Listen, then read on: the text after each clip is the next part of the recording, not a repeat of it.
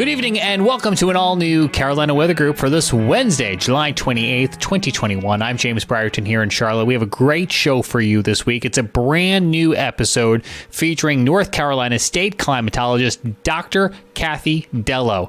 And you're going to hear it coming up in just a moment. I want to let you know ahead of time that there is a bonus part to tonight's episode. If you want to hear even more of the conversation, it is available for free, and you can find our whole chat with her on the audio podcast feed of the Carolina Weather Group. That's on Apple Podcasts, Spotify, or wherever it is you get podcasts. That's where part 2 of tonight's episode will be. But first, let's get on to part 1. Here's Evan Fisher. Hello, everyone. Welcome back to the Carolina Weather Group. We are here tonight with Dr. Kathie Dello of the North Carolina State Climate Office. We're super thankful that she's given us some time tonight, and we're excited to chat with her. It's been a long time coming. She is the North Carolina State Climatologist, which is a bit of a lengthy title, right? Some people are, what is a climatologist?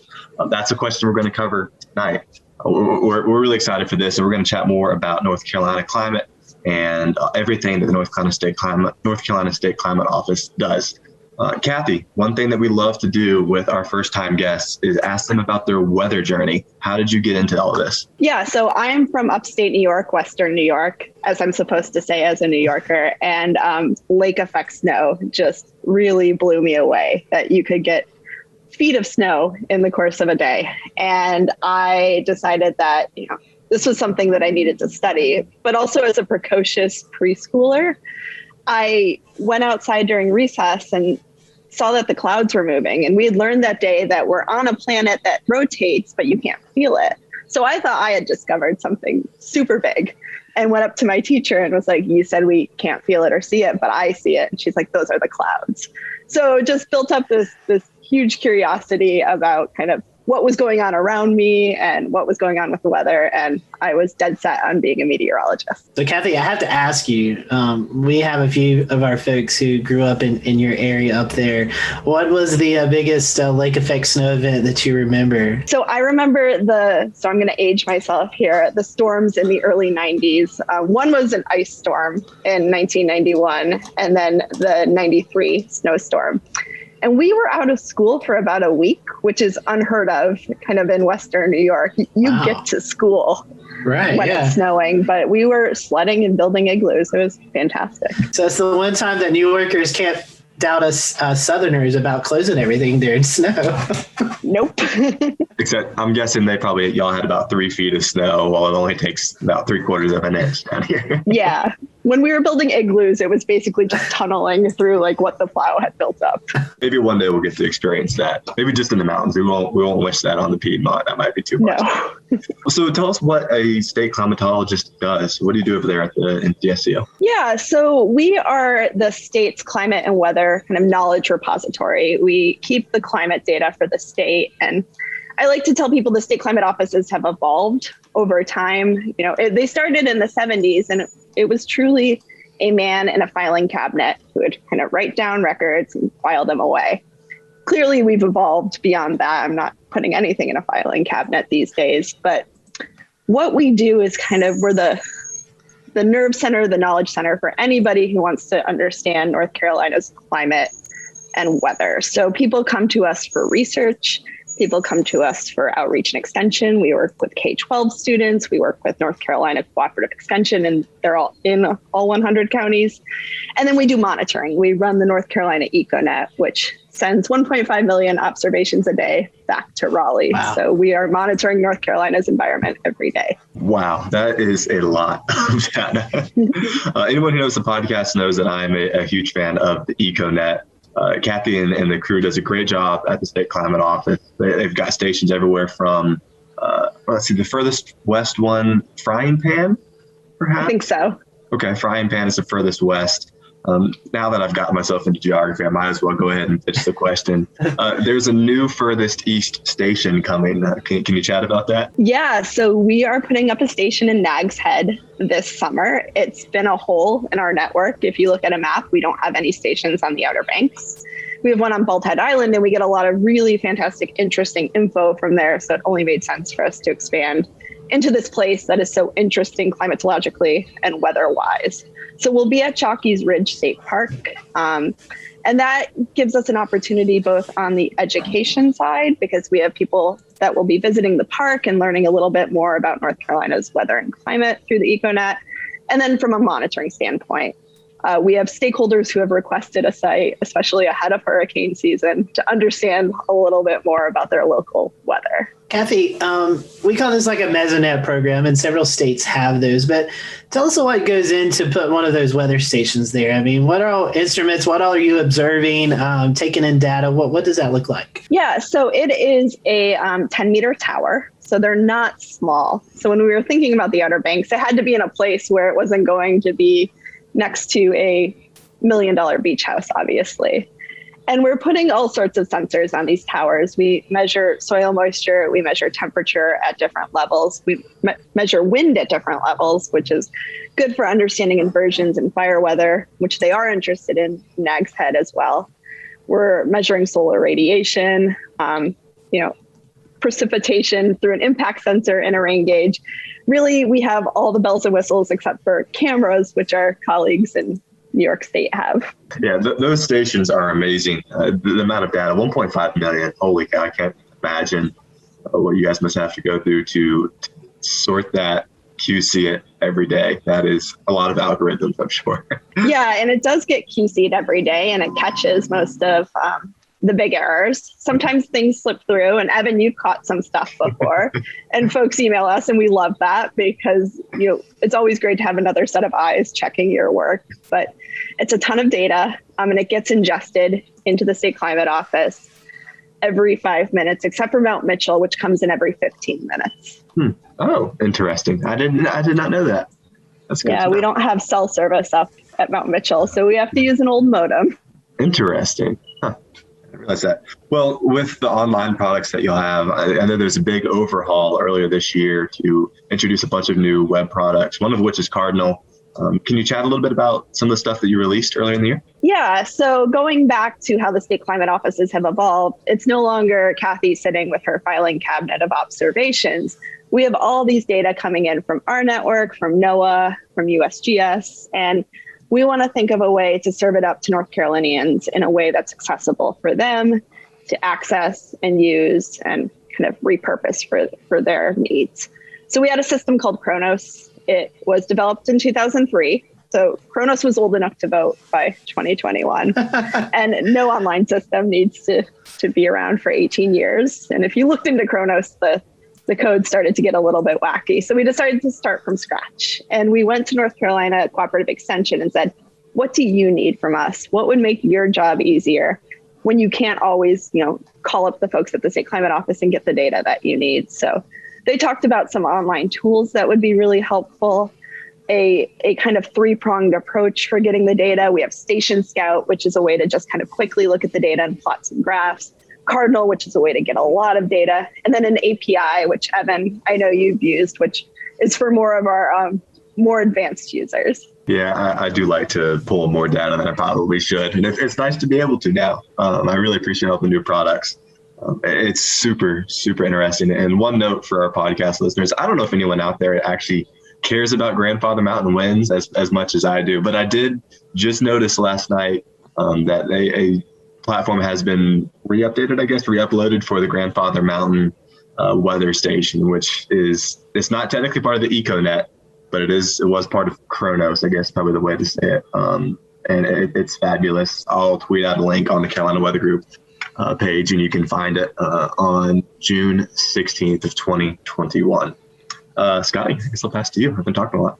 Yeah, well, Kathie, one thing that's new this year, 2021, is the new climate norms. And we get those, I think it's every 30 years. And so we've kind of closed out that cycle. And can you tell us a little bit about why we take like 30-year snippets, and then what has changed from the last cycle to this current cycle? Yeah, so we look at 30-year snippets of climate because we know that day-to-day weather is variable and day-to-day climate is variable. And these were developed even before, the climate really started warming. So they were used for kind of growing purposes and energy purposes. It was a good baseline for everybody to operate from. And they're updated every 10 years. And they're obviously still updated every 10 years. So we got the 91 to 2020 normals a couple months ago. And what they're showing, unsurprisingly, is warmer temperatures. So when you shift that baseline and you have those decades where it has been warmer, it shows up in the averages. But then we're seeing some parts of the country get wetter, including coastal North Carolina. But some parts of the country get drier. We're seeing a massive drought out in the western US where I used to live, but also western North Carolina shows up as dry in the new normal. So we're seeing some in-state variability as well. I see Scotty already scrambling at the keys, going pull numbers. Yeah, so one thing that we're working on at the State Climate Office, which I think is super cool with this conversation, Kathie, is a new climate trends analysis tool. And I've been poking around at it the past few days, and it is really interesting to see how parts of the Carolinas, despite how incredibly wet it has felt, there are parts of the Carolinas that have actually gotten drier, and a significant trend towards dryness over the last 30 to 50 years, I should say. Yeah, I mean, one of the fun things and tough things about working in North Carolina is that our terrain is so variable. So even without a changing climate, the fun fact that Lake Toxaway is the wettest spot in the state and Asheville's the driest spot, and they're so close to each other. We have all this internal variability going on within the state. And then obviously we've got our tropical systems. We get the direct hits on the coast in the east, but then we get these remnants that creep up from the Gulf hits in Western North Carolina. And we saw it last year kind of come at us from both ways. Yeah, I think many parts of West North Carolina are still recovering in a way from 2018. That was an incredibly wet year. And it did set the stage for a series of wet months going through the rest of 2018, 2019, 2020. It just felt like it wouldn't let up there for a while. And now we find ourselves in a bit of a drier pattern. I think Mount Mitchell is actually having its driest year to date on record, which is pretty unusual considering they had 50 inches by this time in 2018. Yeah, it's amazing. We came off North Carolina's second wettest year on record in 2020.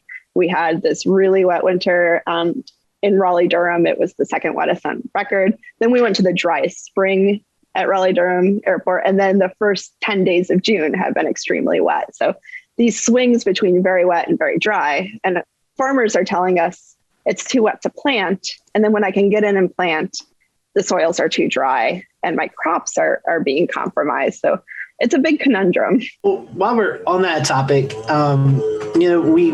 as of this taping in mid-June, you were talking about how dry it's been, especially in eastern North Carolina. As a climatologist, I guess drought is one of your biggest things you have to monitor for the state, and probably one of the most dangerous things, not only because of, we could lose water resources, but also a lot of agriculture in the state of North Carolina. So if you don't mind, could you tell us a little bit about drought and why it's important that we don't get in that condition as we have here currently? And I guess 2016 was the last drought that we saw here in the Carolinas. So drought's not a good thing. I know people complain about it raining all the time, but we actually do need some rain from week to week. Yeah, and it's interesting. So really, a lot of my background is in drought. I was in Oregon for 10 years, and I was our drought person in Oregon, and we had our drought of record in 2015. Since then, there's now been 2 more droughts of record, but almost no snowpack throughout the winter. And that's how the West gets its water supply. So I learned a whole lot about why drought matters to people, who needs the water, when people need water at different times, how different groups compete for water. It's incredibly fraught, and water is something that we all need to live. We can't just, get by without it. So when I got here, I started poking around on what are the droughts of record that I need to know? What's the 2015 drought in North Carolina? And it's obviously 2007. And, it's scary when you learn that towns were close to running out of water. So Durham had less than 100 days of water supply. The city of Atlanta, this was a big southeast drought, had water restrictions in place. Falls Lake in Raleigh, it did not look like a lake at that point. So we have droughts in the Southeast US, obviously, even if it's kind of not like the arid West. And, here, we see more of these flash drought situations, which is what I would define what happened from winter to spring to kind of what's happening now in the summer. Really, really wet to really dry, flipping back and forth between these extremes. Whereas in the West, we've seen on the drought monitor that drought evolve over the past few months. And here, I mean, we grow a lot of crops in North Carolina. I just looked this up today. I don't remember why, but North Carolina is number 9 for crop growing expenditures in the country. So we still grow a lot of the country's food. We need water, obviously, to live. And some of the towns in North Carolina in the past few weeks issued some voluntary restrictions. So they weren't required, but maybe people should start to think about saving some water. And that also kind of leads into a tool that I use a lot from your website, and that's the fire danger, which I really enjoy that product and so glad that it's available. But those drought conditions also can lead to wildfires. And thankfully, during this drought spell, I don't recall of any major events happening. So correct me if I'm wrong with that, but I think we relatively got lucky during this dry span that we've not seen big fire events. Yeah, and people ask me what are the climate and weather events that keep me up at night. 2016 fire, like what happened in Gatlinburg, keeps me up at night. I mean, people dying in a fire that kind of just exploded in a very dry year. We didn't have any fires that I know of in the past few weeks, but certainly the fire danger increases in these hot, dry periods. Yeah, it absolutely does. 2016 was a harrowing experience for those of us who live in the western part of the state, and as well as everyone who's involved in emergency management, the climatology office. It was not a good year. It was not a good fall. How about that? All right, well, that does it for part 1 of our conversation with Dr. Kathie Dello, the state climatologist from the state of North Carolina. To hear part 2, it's available for free. Find the Carolina Weather Group wherever you get audio podcasts, Apple Podcasts, Spotify, wherever that might be. We're going to talk more about wildfires. We're also going to talk about a study they're doing to understand the urban heat island effect that so many of our metropolitan areas see. That's available right now. Carolina Weather Group audio podcast, wherever you get your audio podcast. We'll see you over on those platforms. But for now, from Charlotte, I'm James Brierton. See you again in just a few moments.